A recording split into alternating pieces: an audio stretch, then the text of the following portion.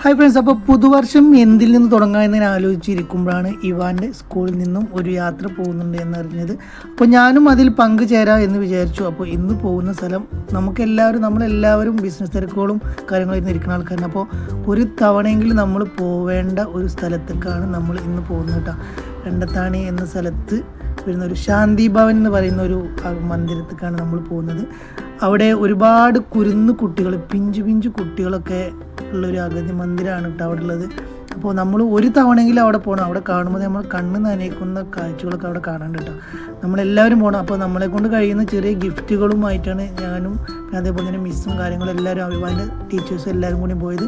ഞങ്ങൾ ഒരുപാട് നേരം അവിടെ നിന്നു. ഇവാനേറ്റൊരു ഗിഫ്റ്റൊക്കെ കൊടുത്ത് അവനെ കൊണ്ട് പാട്ടൊക്കെ പാടിപ്പിച്ചിട്ട് അവരെ കൂടെ ഒരുപാട് നേരം നിന്നിട്ടാണ് നമ്മൾ അവിടെ നിന്ന് പോകുന്നത്. അപ്പോൾ ഇവിടെ ഒരുപാട് കുട്ടികളുണ്ട്, ചെറിയ പിഞ്ചു കുഞ്ഞുങ്ങളൊക്കെ ആയിട്ട് നമുക്ക് കണ്ടാൽ തന്നെ നമുക്ക് സങ്കടം വരുന്ന കുട്ടികളുണ്ട്. നമുക്ക് ഫോട്ടോസും കാര്യങ്ങളൊന്നും അവിടെ എടുക്കാൻ പറ്റില്ല, അതൊന്നും അലൗഡല്ല. പക്ഷേ നമുക്ക് മുഖം കാണാത്ത രീതിയിൽ എടുത്തോളൂ. ഇവരെ കൂടെ ഒരുപാട് നേരം ഇവർ നിർത്തി.